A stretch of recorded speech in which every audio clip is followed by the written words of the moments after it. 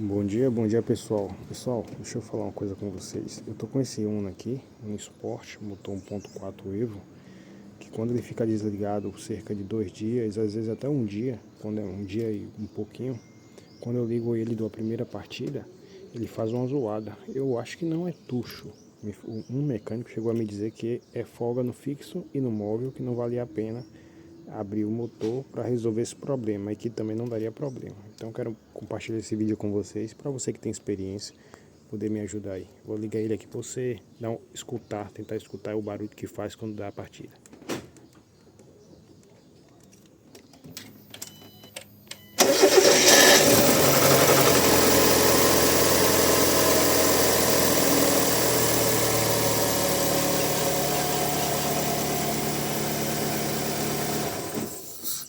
Vocês ouviram aí? A primeira zoada foi do motor de arranque, mas depois fez uma e depois parou. É bem rápido, bem sutil mesmo.